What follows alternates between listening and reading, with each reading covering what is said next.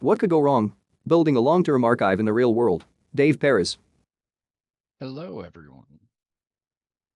Thank you for joining us after lunchtime. I know this is always a fun time to come back to conferences, May 29. but thanks for being here. Welcome to the What Could Go Wrong? Building a Long-Term Archive in the Real World presentation by Patrick Mead and Steve Barnett. There should be some time at the end for Q&A. You're welcome to drop your questions in the chat or hold them to the end, your choice. Today's presentation, as I said, features Patrick Mead and Steve Barnett from the IceCube Neutrino Observatory. IceCube is a cubic kilometer scale particle detector embedded deep in the Antarctic ice at the South Pole, designed to study neutrinos and some of the most energetic phenomena in the universe. Steve Barnett leads a team that manages the Northern Hemisphere computing systems for the IceCube Neutrino Observatory. Patrick Mead is a software engineer and systems developer working on scientific computing, data movement, and software infrastructure projects supporting the IceCube collaboration. Please welcome Steve Barnett and Patrick Mead. Steve Barnett. Oh, hey everyone. It's good to see you all. You made it after lunch, so we thank you for that. As Dave said, I'm Steve Barnett. I think I know most of you, if not all of you on the call at this point. Patrick is with me in the office. We got some interesting stuff to cover, so I'll start us off with a basic overview of IceCube. I'll try to keep that brief, and then we'll turn it over to Patrick because he's got the good and interesting stuff going on there. So here we go. What is IceCube? All righty. So yeah, just a quick overview of IceCube. I mean, as Dave read in his intro, it's a neutrino detector buried at the geographic South Pole. But it's really a collaboration of 450 scientists scattered across, 58 or more institutions, depending on the day, and in 14 countries around the world. So it's really a global operation. It's a National Science Foundation major facility. So if you poke around the NSF's website too often, you'll probably stumble across us there once or twice. And UW-Madison is the lead institution for that collaboration, meaning that all of the data that the detector generates eventually makes its way here, and then some of it is processed here, others are delivered to other parts of the world for people doing their analysis work wherever they may be. What is a neutrino? Quick recap of a neutrino, nearly massless particle that they predicted mathematically in the early 1930s. But it took them 26 odd years to actually prove that the darn thing existed and that it wasn't just a mathematical construct. Because it really doesn't interact with matter very much at all, right? There are trillions of these things produced every second by the sun, flowing through our bodies, and in an average human lifetime, one of those trillions per second might interact with our bodies. So detecting them is a tricky thing, and we don't detect them directly. We actually detect the light that they produce when they interact and produce a secondary particle called a muon. The diagram of the IceCube detector appears. When they produce that, light goes flashing through, hopefully, through our detector. This image is kind of a cartoon representation of the IceCube detector itself. So down in the bottom right there, you can see the Eiffel Tower for scale. And then up on the surface, you can kind of get an idea of how all of the data cables are laid out. There are 86 cables in the ice. There are optical modules, so light detectors, that are spaced out on those cables, starting at a depth of about 1,500 meters and spaced out evenly down to a depth of around 2,400, 2,500 meters, depending. They sit there and basically stare at the ice all day. The ice there is very, very clear. So when we get an interaction and a particle goes shooting through the ice, we can see it there. It's also very, very dark with over 1.5 kilometers of ice on top of it. It cuts down the background quite a bit, although not completely. So that runs 24/7 down at the pole. They've been very, very happy and very proud because they have maintained, realistically better than 98% uptime. And in some months, 100% uptime, which is not easy to do when your entire operation is powered by diesel generators. Um, it takes a lot of hard work to make that happen. Data, south. So that detector down there in the ice generates about a terabyte per day of raw data. But we can't look at all of that data day after day. So communications down at the pole is handled by satellites and not by, happy Starlink satellites like you have running around now that can get you hundreds of megabits per second, but by some, mishmash of satellites, some NASA mission satellites, when we can get time on those, and satellite time on other things that we can beg, borrow, and steal. I think the oldest one we had, I don't know when that was retired, a couple of years ago now, was the GOES-3 satellite. That was a weather satellite launched in the 80s. It was out of fuel and drifting up and down over the equator, but we could use the telemetry channel from it, to actually get connectivity at maybe a megabit per second. So that tells you kind of how desperate you can get.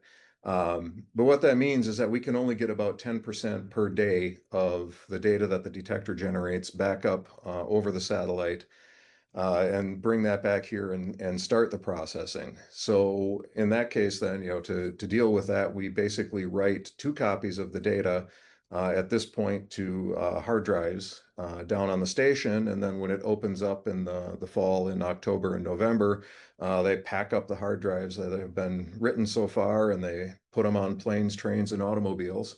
And ships, actually, in this case, and they send them back here to Madison, at which time we get to read them, and all of that data flow is kind of handled by a homegrown system called Jade, and we'll talk a little bit about that in the next few slides here. The diagram. So this is kind of a cartoon of the data transfer. The real thing is much more complex. So it starts with what we call the DOM hubs. That's the only custom hardware in the detector, at least on the surface electronics, for reading out all of the data coming out of the instruments in the ice. It packages those up and hands them off to an event builder, and that is basically sitting down and taking the little flashes of light that the optical modules detect and building them into a series of hits that constitute an event. The next piece of the chain is triggering and filtering. So that's where they sit down and start making the first decisions about how interesting an event might be, because not every event is equally interesting. And that's where they also do kind of that first step of data reduction to get us from that terabyte per day down to the 100 gigabytes per day. Then that pipes it into our data transfer system. That's Jade that I talked about earlier, which sits down and takes those streams and shoves one of them on the raw stream off onto, down there it says tape, because once upon a time it was tape, and we'll be talking about that. And then takes the reduced data stream and pushes that into the satellite data queue, which eventually transfers that via bulk satellite transfer up here to the north, and where it eventually lands in our data warehouse. And at that point, the long-term archive process kind of picks up the tab and away it goes. And that's where things can kind of get interesting, at least for the purposes of this talk. So with that, I'll hand it over to Patrick and he'll tell you the rest of the story. LTA. All right. So the long-term archive system that we have is set up. I mean, we want to move a copy of our data to several locations so that, if we need to bring it back or we need to do something with it, that we've got a copy, and we've got a copy in several places. The current system, and you see a picture of it now, we send data to NERSC in California. We send it to TAC, the Texas Advanced Computing Center in Texas, and also to DESI in Germany. That's how the system looks today, but this is more of a story of how we got to this setup. So, as Steve said, we started with tape at the South Pole. And, tape is awesome because it's low cost. It's very rugged. If you drop it on the ground, you're better off dropping a tape than you are a hard drive in terms of your data surviving the fall. And tape doesn't cost anything to keep in offline storage. I mean, sometimes there's this thing that you want to keep disks online, but if you do, then you have to pay the electricity costs and the server costs and the bandwidth costs and all that. But tapes sit on the shelf and they basically sit there and do nothing, and they're cheap. So that's why tape is awesome.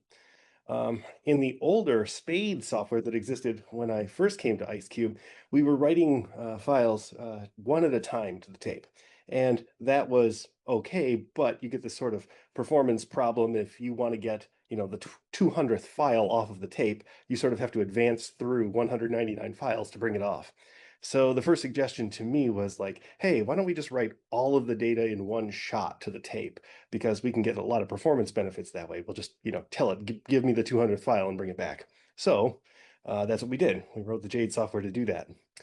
But tape is not always awesome because the error rates that we were getting on the drives would cause some tapes to fail. And this is because, when you have an error, it's kind of like it goes on and continues to write the data. And as it continues to write the data, you're consuming more space on the tape, but not necessarily writing your data to the tape if there was an error. So some tapes were failing before we could actually get all of our data written onto it. And if you've got the software writing all of the files at once to the tape, you can do something where you turn that down and don't write so many files at once. But if your tape is good, you're sort of wasting it.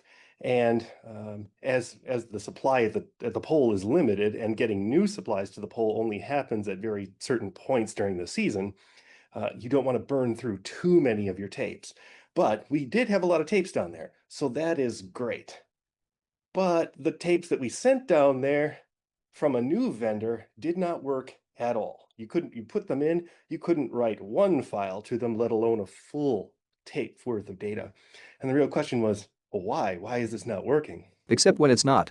Well, all of the machines that were operating down there are being operated outside of their environmental specification. We're at 10,000-foot elevation, and there's zero humidity at the pole, 0% humidity, like nothing. So for most things, that's not a problem, but for the tape machines, and we're going to come up on Steve's favorite email of all time. Are we enterprise computing yet? Jens, the winter over who was down there, sent me an email. Hi, Patrick. We did some further investigations on the issues with the tapes. To check if maybe the low humidity has an influence on the tapes, we put a couple of LTO4 tapes in the greenhouse. After one day in the greenhouse, we could write a handful of files to tape, which did not work at all before. So, by putting the tape in the greenhouse for a few days and letting it soak up some moisture, they actually became usable. So, yeah, that tapes were a real big pain in the butt, causing a lot of problems for many, many years. So finally, hard drives reached the point where they became feasible. We got, they're cheap enough per terabyte that we could ship drives down there, write the data to the drive, and then ship that back. So, being able to move away from tapes was a light at the end of the tunnel. We got these discs now, and we are happy to never, ever, ever have a problem with a tape system ever again. Prototype. So, one of the things, now that we've got disks coming back, we need a prototype LTA system to start copying our data to places. And this prototype LTA system will copy the data out of our warehouse and send it off to these offsite locations. And it's got some rudimentary status and reporting stuff, but it had no explicit software support for the disks. And this is like, wait, what? How did we miss that? Because it's kind of like the disk comes back and we need to plug it in, copy all of the data off of the disk to our warehouse, and then somebody can tell LTA, yeah, please copy it from our warehouse to the site. There's no handling of the disks other than what a human being wants to do with it. And this turns into a little bit of a problem because the data warehouse is getting full. And I'm sure if you buy Steve a beer sometime, he'll tell you about the horrible effects of filling your file system all the way to 100%. But I mean, this has other problems in the sense that you have to copy all this data to the disk just to make sure you've got it all. Then you instruct LTA to send it out. But while that's happening, you don't know how many disks you still need or not. And part of what we do is we send half of our disks back to Pole in order to keep the costs down. So if we don't know how many disks we can give back, the recycling count isn't available. So then the new order quantity is very difficult to figure out. Like, well, do we need to order twice as much because we can't recycle or what? So that was kind of a pain. Whose disk is it anyway?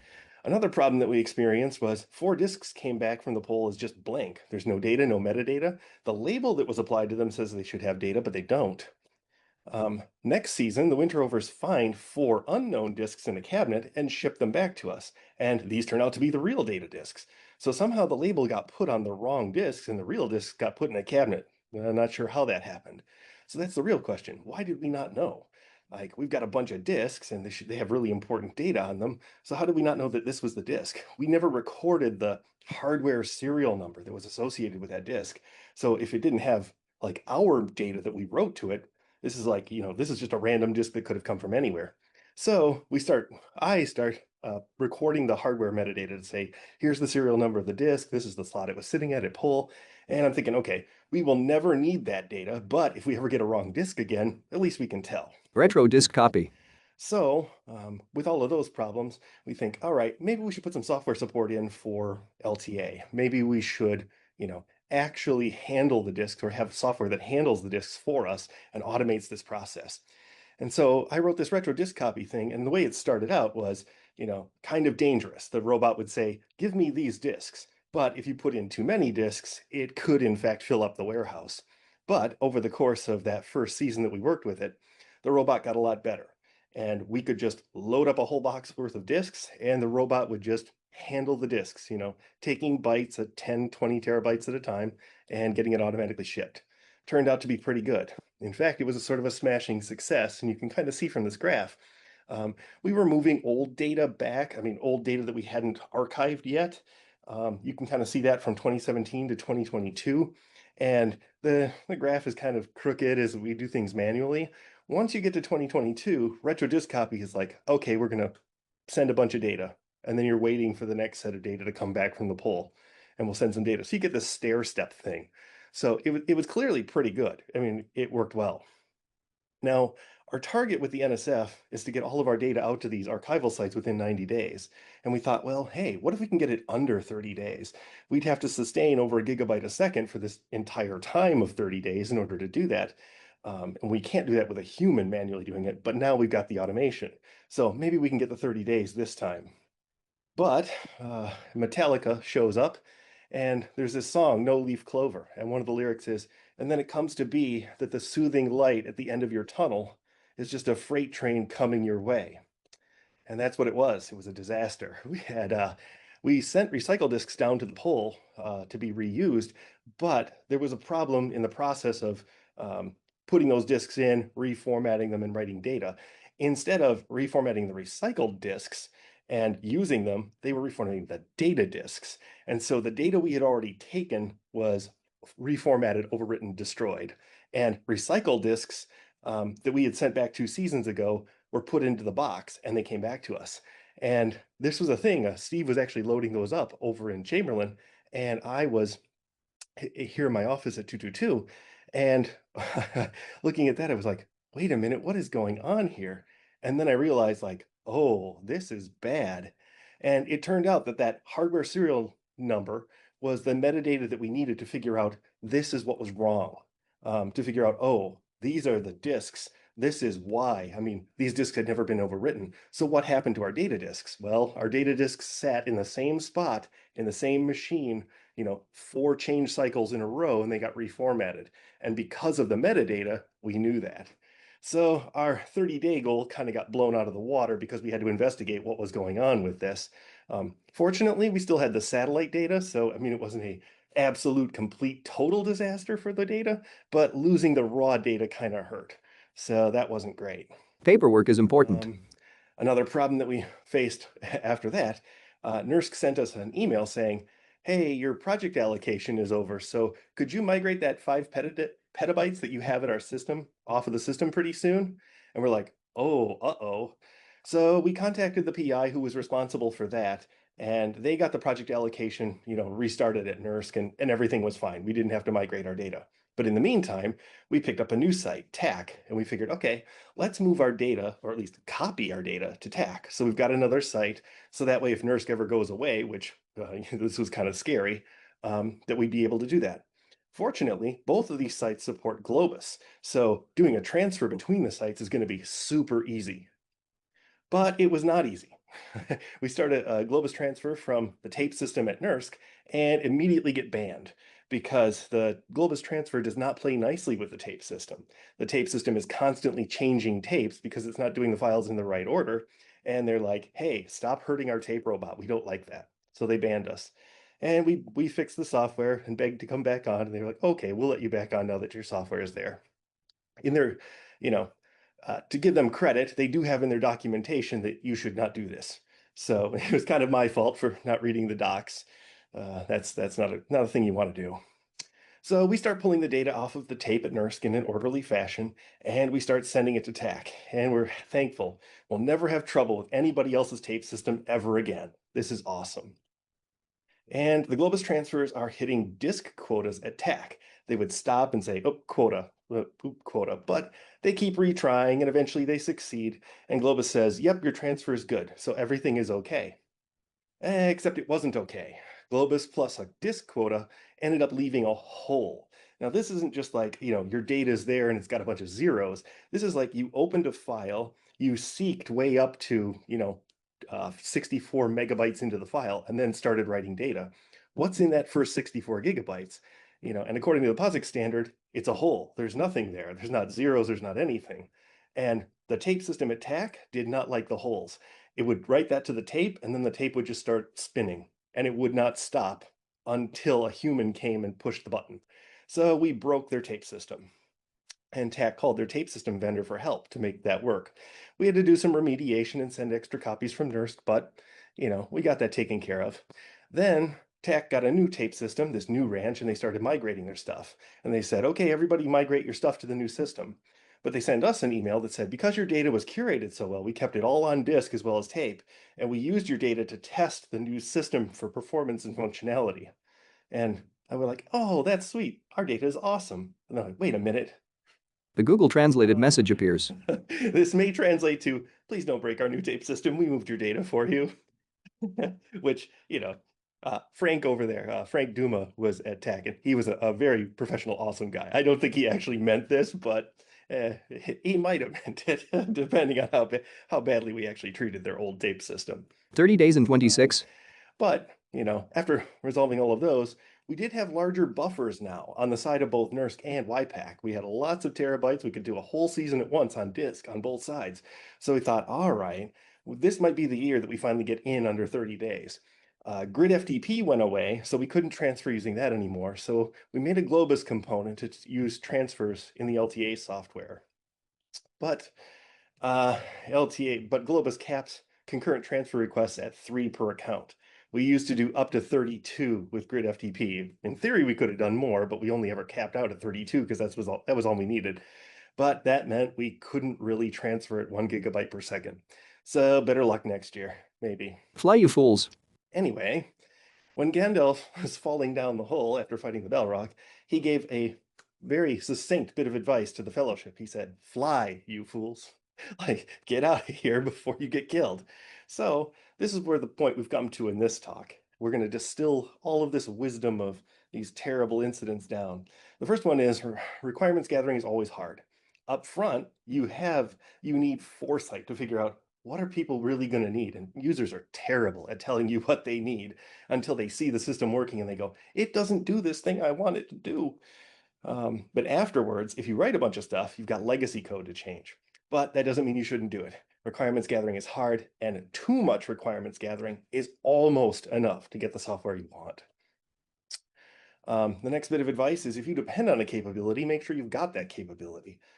Writing all of the data to a tape in one shot seemed like a great idea, but it turned out to be the source of most of the pain that we experienced during that tape season. And this kind of comes up to Chesterton's fence. Find out why you did something the way you did it before you change it. Spade wasn't writing a file at a time to the tape because, we wanted to, but because it was the best way to use the tape under those conditions. And we didn't realize that before we shot ourselves in the foot trying to do it all at once. Metadata is always your friend, especially checksums, dates, and IDs. Always, for sure, record this stuff early and often, because if you don't need it, you usually don't mind because it doesn't take up that much room. But if you do need it, you will be very, very thankful that you did. Do all your dangerous stuff in the best conditions possible. That data disaster happened because we were reformatting the recycle disks at the pull. We were having the operators reformat the disks, and that turned out to be like the source of the disaster. Now we do all of our reformatting in the north. All they have to do is just stick the drive into the machine and turn it on. Well, that's it. So the dangerous stuff happens here where we've got plenty of time and plenty of resources to work with it. So yeah, do your dangerous stuff in the best conditions possible. Read the docs, especially the ones that tell you how to use the tape system. That'll avoid you getting banned from systems you don't want to get banned from. And, it's just a good practice in general to read the docs. Docs are not always easy to write, so if somebody's gone to that trouble, yeah, pay the respect of reading the documentation. Never ever trust Globus. It it is very convenient, but it will come and bite you in the ass if you don't check up on it. You can use it for transfers, but never trust what it says. Always verify. And put your tapes in the greenhouse. When you've got nothing to lose, you've got everything to gain. Our systems weren't working. We didn't have tapes we could write to, and it's like, well, throw it in the greenhouse. Let's just see if it works, right? I mean, it's a long shot, but it actually gave us the tapes we needed to get through the season. And that's it. That's the end of the talk. If you have any questions, we're both here. Text. Questions? Thank you for listening to our talk. Dave Perez. Awesome. Thank you for that awesome presentation. There have been a few fun comments in the chat. I did want to bring up a couple of the questions that I see. The one I see from Ken is, are you going to eventually be transferring over to Kermit? Definitely. When in doubt, go retro. Absolutely. So, nothing is off the table. We'll have to do our X modem and Y modem implementations first, Oh, and then yep. then the Kermit implementation. Exactly. Excellent. Mm-hmm. Let's see. Are there any other questions that I'm missing? If we can't answer your question, feel free to contact us via email. Let's see. Quick scroll. I don't really see any. Yeah. Labels on discs, not to be confused with disc labels. Yes, definitely so. So the general process with these things is the winter overs have boxes and boxes of discs, right? And they take them out. There's a disc array that they can swap them into, and then when they're done, they label a printed label on the disc itself. It's very helpful. So some of the stuff we couldn't get to, Patrick's software, Jade, basically you've got a file system on there and it records a whole pile of metadata on the disks, about what files are on there, when they were taken, all that type of good stuff. And that's right there. And that's actually a very important safety check for us, right? When Jade opens a disk and says, let's write this, it first checks to see if that's even there. And if it is, it throws up a flag and warnings and just stops and, yells loudly at the operators that they should check what's going on before anything proceeds. So, um, there are multiple levels. We could talk for hours on this if anybody's ever interested. So, Steve. Yeah, and I meant it about the beer and the file system filling up. That is a horror story all on its own. many of them. So, yep. Awesome. Cool. Anybody have anything else? I mean, we'll be here all day. So let's check in the chat. No.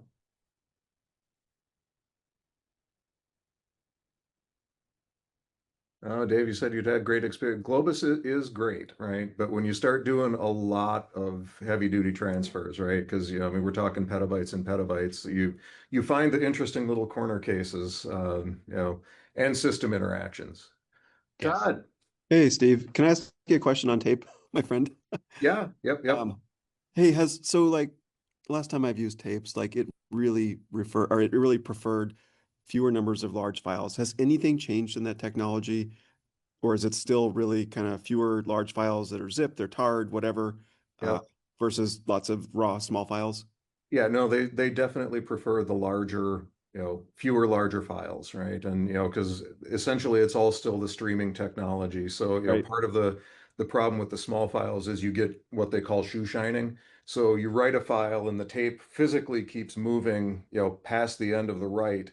And then when you say, here's the next file, it has to back up to where it left off and then do that again. And so when you get those tiny files, it keeps doing that, which, wears on the tape and the tape drive heads and also kind of stretches the tape out so that you really want bigger, fewer. And that's, when we archive things to NERSC at this point, at one point we're writing like 800 gig files, I think, and now we're writing 100 gig files because on the retrieval side, it gets really unwieldy to say, hey, give me back 800 gigs so I can get the, 2 gigabytes in the middle that I'm interested in. So, Right. yeah, it's, it hasn't gotten any better to deal with. Yeah. Okay, thank you. Yeah. In the interest of time, I do see a couple of questions that came in, but officially the session is over and there's a 10-minute break between sessions. Sure. If you'd like to answer those questions, I won't stop you, but I just wanted to let people know that technically it's break time. So if you need to take a break, do it. Yep. And yeah, so we'll stick around and answer the questions. So I see Lyle had something and Ken, anybody? Yeah. So if you want to sit down and chat, yeah, Vince, we feel your pain. LTO tapes are not always LTO tapes, it turns out, even though they say LTO on the box. So yeah. So Lyle, we've had asking about file systems. So we've had kind of 4 generations, if you will, of file systems. The first one was, when in doubt, you start with NFS. And then you get more and more NFS servers piling up, and you come to hate yourself for that. All the problems dealing with that. No AFS, Ken. No, no, no. The first one we moved to, at the time, and a lot of this is driven by cost sensitivity. So the first kind of cluster file system we moved to was called iBricks, and it was a product actually came out of Pixar and making movies. Really worked pretty well, and actually worked generally okay until there were a couple of upgrades. And then we got some bad storage in there, and it turns out that none of these file systems really like it when storage goes away.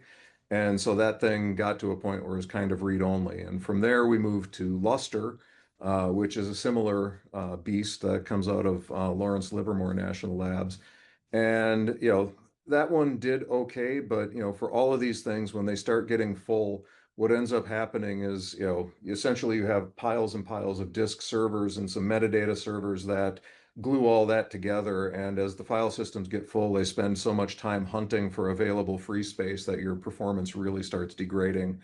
If you happen to lose any hardware, or too many different types of failures, they get badly confused. And they're really complicated to kind of stitch back together. And now we're using Ceph, which is more resilient to individual component failure than some of the other systems, but shares all of the hatred of small files, and everything kind of with that. And with the erasure coding and things like that, if you fill them up beyond a certain point, your redundancy degrades with that, right? So if you say, hey, wait a minute, I've got my file system at 95% full, and a full machine goes offline, for example, and that machine accounts for more than 5% of your available storage, you suddenly have a read-only file system. And hopefully it's coming back soon, so you go away from a read-only file system, but it's not a great place to be. So I don't know if that answered your question. And Yeah, that's great. Thank you. yeah, yep. Dave. Well, thank you very much. I know I have to run off to a different session, so we probably need to close this one down. Fair enough. Thank you, everyone, for coming back after lunch. I know that's never an easy thing, especially when the weather is nice like today. Y'all should really be on the terrace, but thanks much.